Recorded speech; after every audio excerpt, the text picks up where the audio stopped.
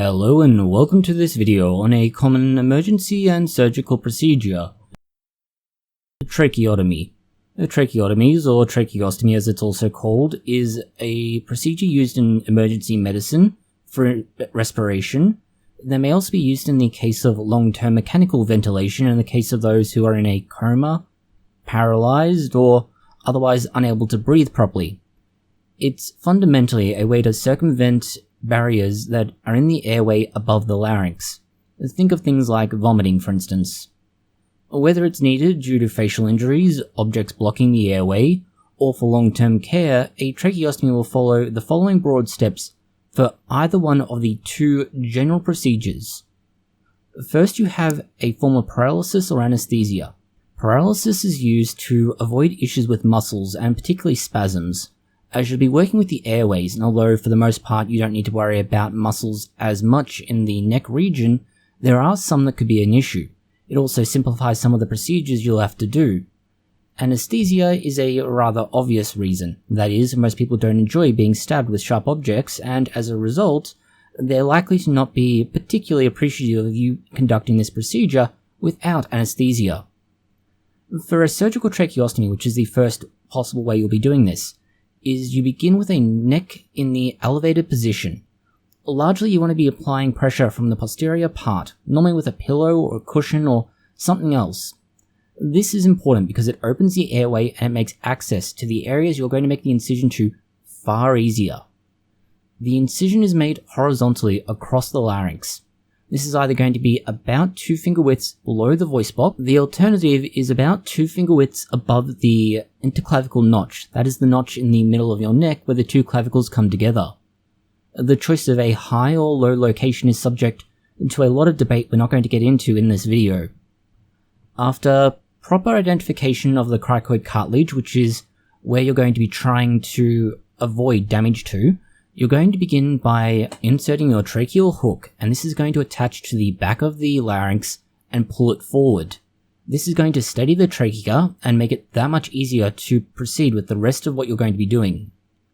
Once you've cut it open and you've made a space, either by cutting between the cartilaginous rings, or in some cases, vertically across multiple cartilaginous rings, otherwise known as a cruciate incision, you now have the appropriate opening and you should have a wire hook in place.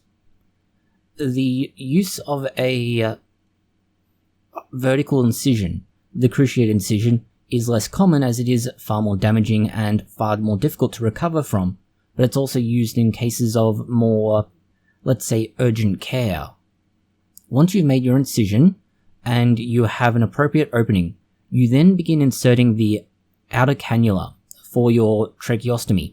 This is followed by the inner tube, and the tube is then connected to a ventilator.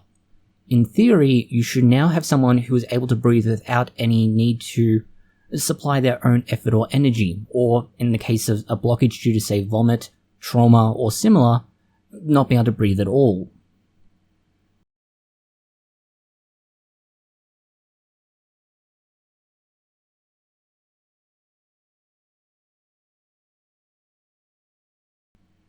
The other option is called a percutaneous dilational tracheostomy. The dilational part of this tells you something about what's about to happen, but the process is largely similar, but the larger difference is a lack of incision to finish most of the work. It starts with, in an ideal setting, a camera administered orally. This gives you a top-down view of the trachea. This will allow you to make informed decisions as you proceed through the rest of what's going on. That's in an ideal setting. So for example, if you're admitted in an emergency room with trauma, this may be done because there's no other facilities or time available.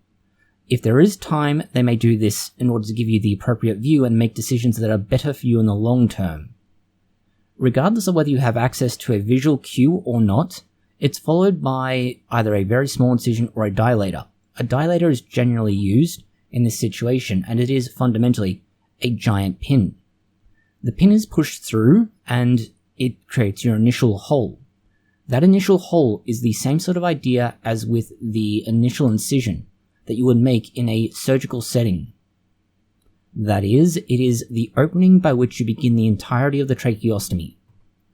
This is followed by the wire, Again, the wire will fix the tracheostomy to the wall of the trachea and make sure that the trachea itself is stable.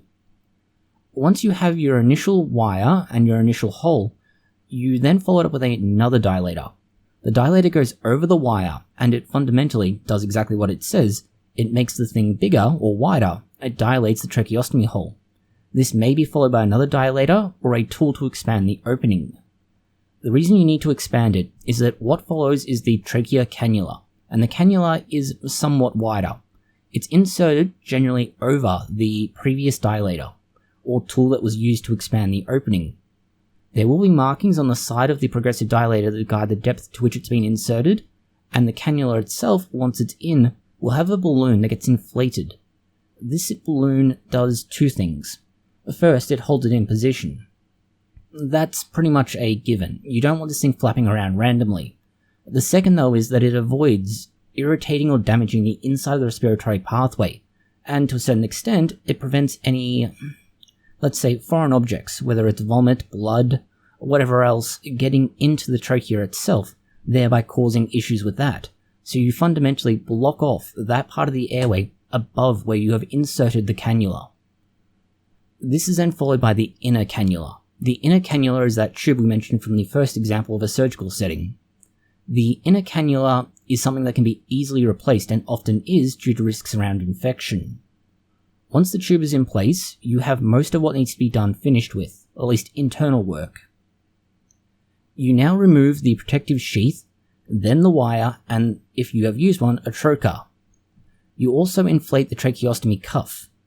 This will ensure that all of the necessary parts of your tracheostomy are sitting correctly, that everything is tied down neatly, and that you're not having to worry about foreign objects remaining, infection, or otherwise other content getting into the tracheostomy itself.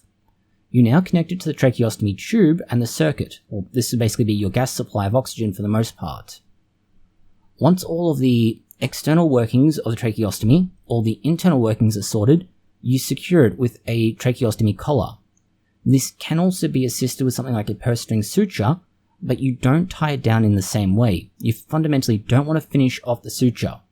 This is for a few reasons, but the big one is going to be that you get pressure sores if it's left in place. This is how a tracheostomy works in a very simple model. It shows you first the important steps and landmarks to look for when doing so. Second, it shows you the two possible pathways by which this will happen, the pathway involved for each of these, and the tools that are used. It also shows you some of the issues with the tracheostomy as a procedure, and also when and why it is used. Thank you for watching this video. If you found it interesting, consider liking, sharing, and subscribing. Please post any comments, questions, or suggestions you have below